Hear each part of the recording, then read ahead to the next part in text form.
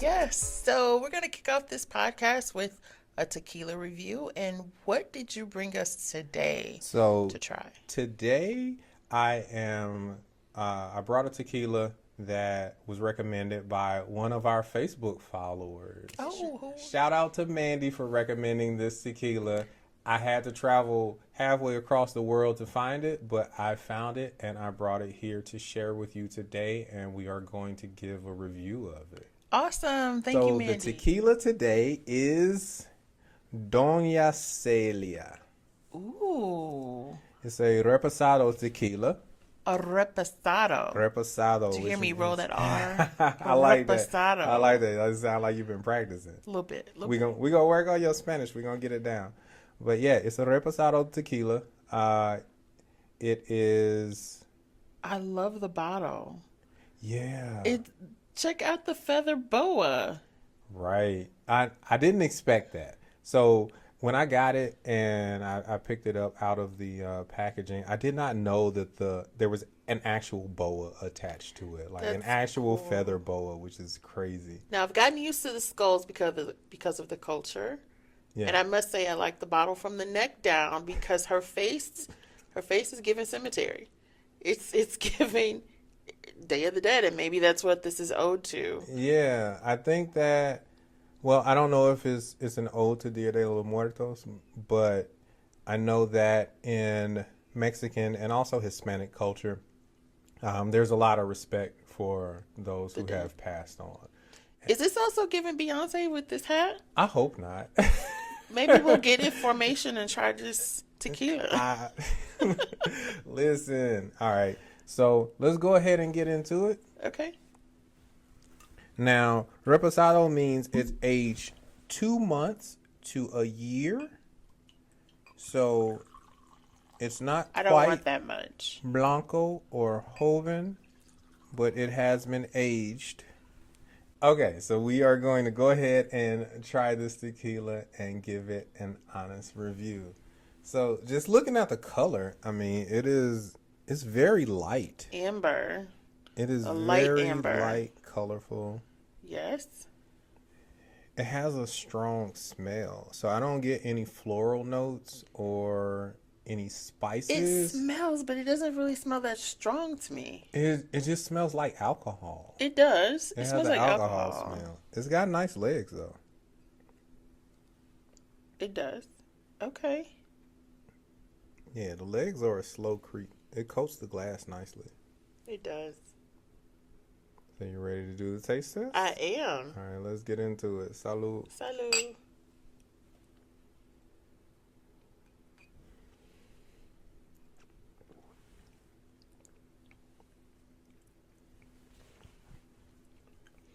The first thing I notice is that it's sweet. The second is that there's a burn, but not in the back of my throat. It's on the tip of my tongue this time. Yeah, there's a little bit of burn. A Yeah, little it bit. goes away, but But after I swallow, it's there. yeah, I think that's expected with a reposado. It's not quite aged to the point where it filters out the burn, but I wonder what affects the location of the burn. now that is a good Because it's thing not to here test. where I'm used to it. Okay. It's on the tip of my tongue, but now it's gone. Yeah, so when I was at a mezcalera in I'm sorry, Mexico, you were at a what? mezcalera. So mezcal is Oh, tequila's ugly cousin.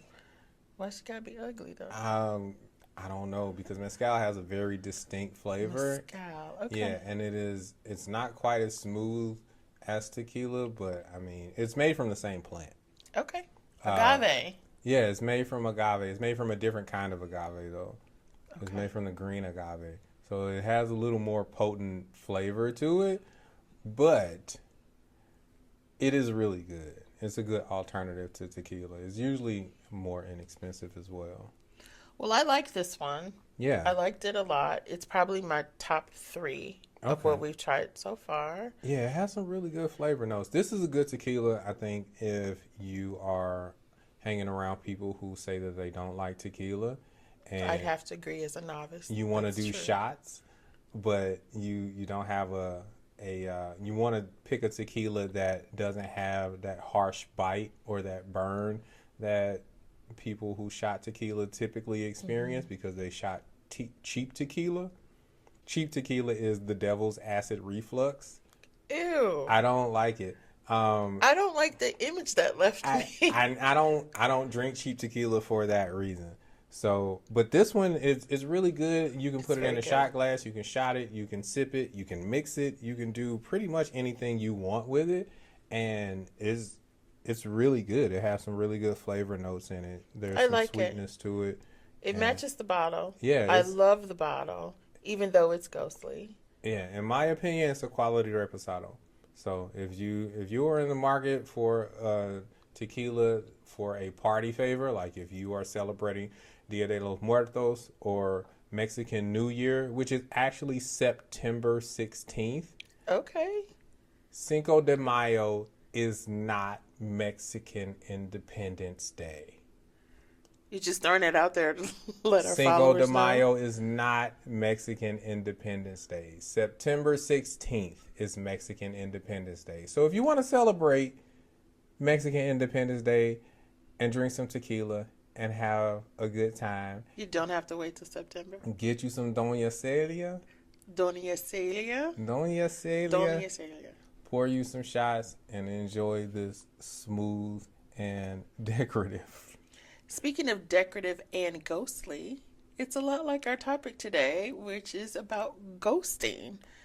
So, can you tell our followers exactly what is ghosting and how it's become so common all of a sudden? So, from what I understand, ghosting is when someone suddenly and unexpectedly cuts off all contact and just sort of disappears like a ghost. And why would that be? That is a excellent question. Lots of different reasons, probably. I'm sure people have their reasons. I think the most prevalent reason and the most popular reason is because people do not want to deal with the backlash of letting someone know that they are no longer interested in being connected to them. Okay, that makes sense. And I've actually done that before. Yeah. But yeah, it was more of I was concerned about a safety issue. Okay. So it's just better to just make a clean break. Yeah, so there are some instances that I believe where ghosting is justified. So if you don't feel like the person handles rejection very well, or if Or at all. or at all, or if you feel like they are not going to be receptive to your explanation as to why you don't want to be connected to them anymore, you don't want to stay in contact with them anymore, I think that ghosting is really your only option to end that connection. So, with ghosting being what it is, how do you think that people should handle ghosting? Like, should they call it out or should they just move on and get over it? I think they should understand it for what it is Okay. and allow it to happen, and definitely not call it out for what it is. Okay. Especially if this has happened like on a dating app or online.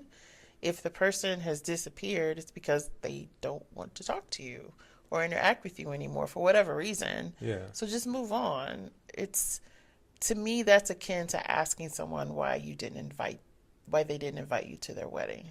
You just don't do it. Just move on. Yeah. Yeah. Because if they wanted to talk to you or interact with you, then they'd reach out like they had been. So if they stop, then just let it be. Yeah, I think it's really important in these situations to use our adult brains. It's where some people, they feel like they are owed an explanation. They're owed some type of coddling to let them know like what's going on and to kind of bring them down in a very comfortable and cordial manner. And I don't think anybody is owed that. I think we should use our grown-up brains and accept that if someone ghosts you, it's because of something that's going on with them. Not internalizing it. Right, and not internalize the situation. Because I think a lot of people internalize it and they go through all of the intrusive thoughts about why they ghosted and if this person was really interested in me, and they ask all of these kinds of questions, and it's sort of just a thing that people do sometimes because Yeah, they want to avoid confrontation. just control what you can control, and you can't control other people. Just control how you receive the information, and it's not about you. People do what they do because of them, Yeah, so let's move on. yeah, you have to accept that You and can't just be that invested if you're right. like on a dating app and you haven't met the person in Yeah, person yet. So swipe left, keep going. yeah, you just have to kind of move on. And I think it takes a mature person to understand that. It takes a mature person to understand that, okay, not just mature, but Is there a population, like a large population, that doesn't understand that?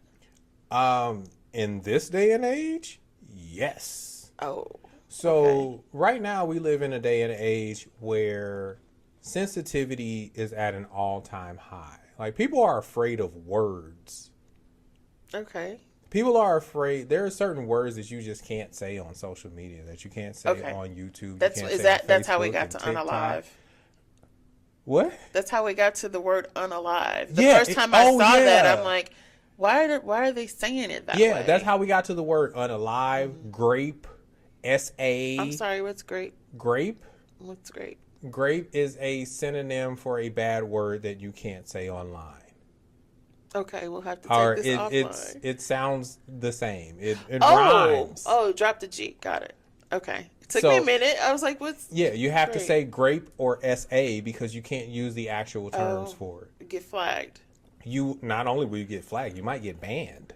Oh, Yeah, okay. they're banning Okay. people for saying words, even if the words accurately depict what the situation is. You can't say them online.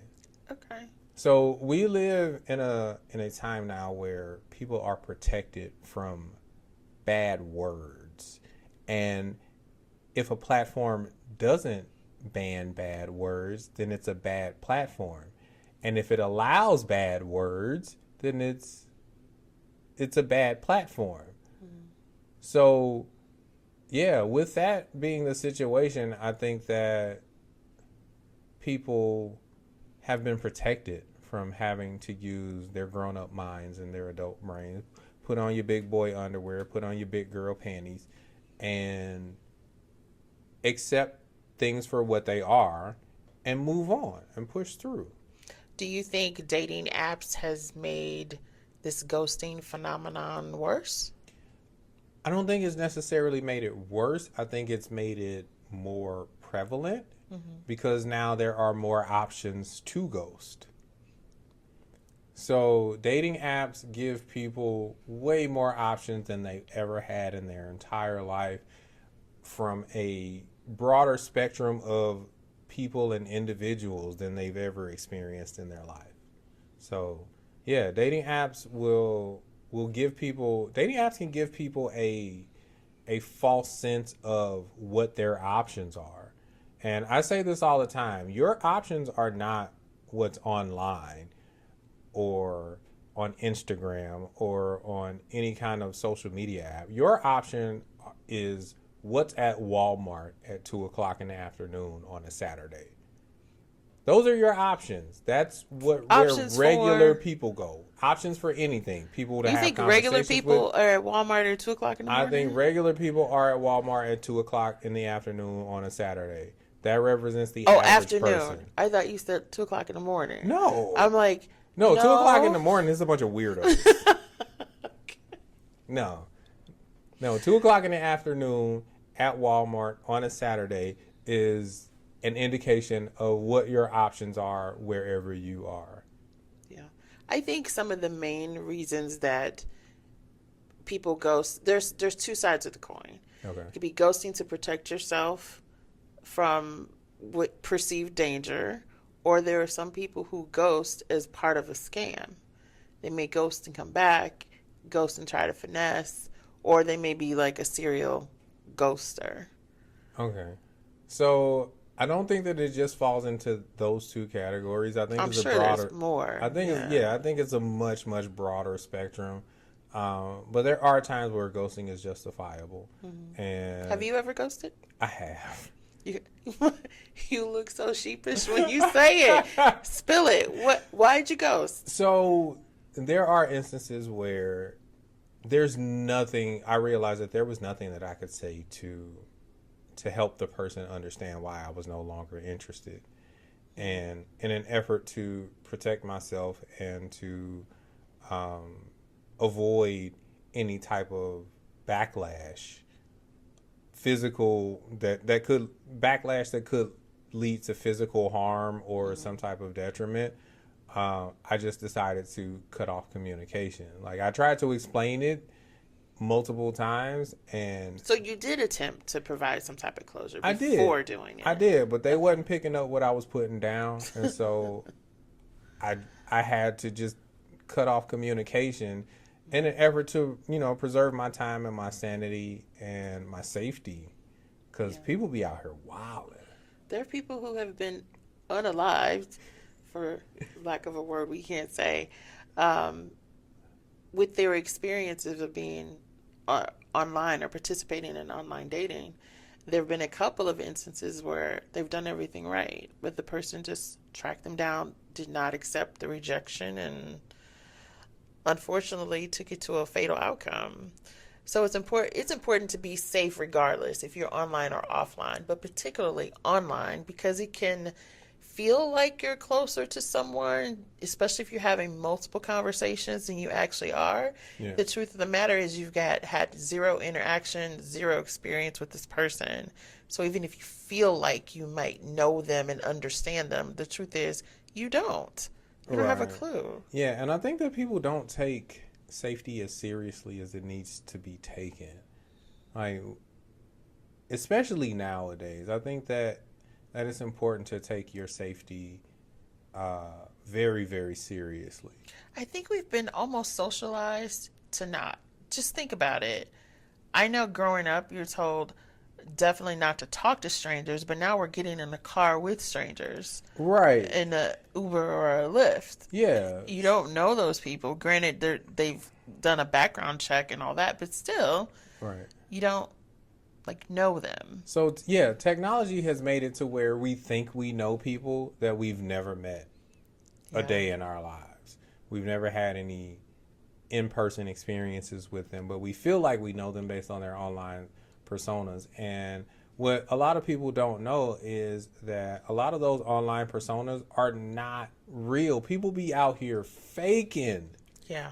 People be out here really, really faking whole entire lives online, and you can't trust it. You have to be vigilant about vetting people. Like, it's Have more you ever been important faked now. out before? I've never been catfished. Okay. Oh, Be- I'm sorry. No. Proper term, catfish. Right. I've never been catfished, and the reason why I've never been catfished is because I'm hyper vigilant about not being catfished.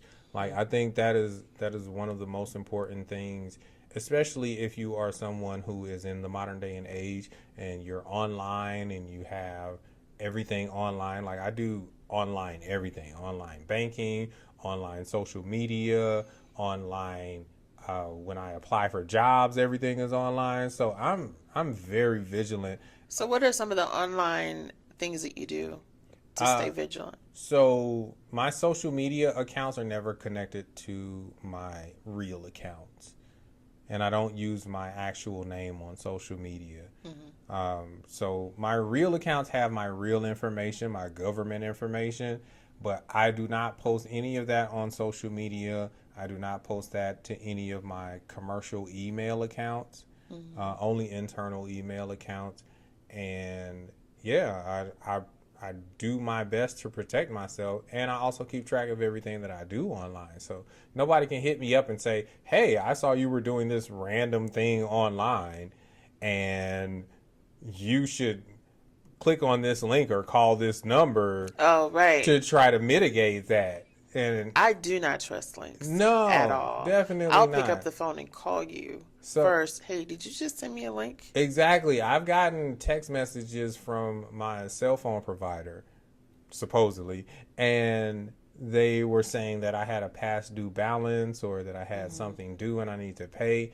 And I called the cell phone provider, the customer service number, and asked them before I made any other move to make sure that that was legitimate. And it turned out to be a scam. Well, I received a birthday invitation from a good friend of mine just a couple of weeks ago, actually. But her birthday's in July. So I called her. I'm like, did you so happen to send me a birthday invitation? It's a link, and that's all it says is her name and her Yeah. birthday celebration.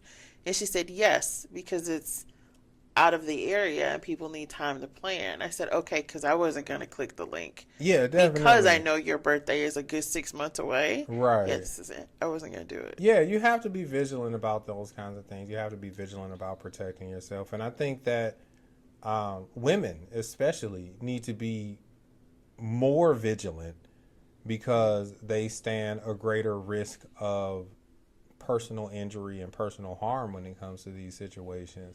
So, Especially ghosting. It seems like ghosting has was the trigger in several of those cases that I mentioned, where men became aggressive and stalked her and looked up her address and broke into her house. And yeah, some of them survived, some of them did not. But it's just another layer. I think we want to blame technology, but it's never the technology, it's the people behind the technology that are using it. And it brings up its own share of new dilemmas to navigate or new things to watch out for because it is so new. yeah, But if you are having that gut feeling that something's not right and you can't put your finger on it, go with your gut yeah. And rather than going, well, I don't really know. No, just don't don't meet up or don't. right. And ghosting doesn't have to be a thing that happens after an initial meeting.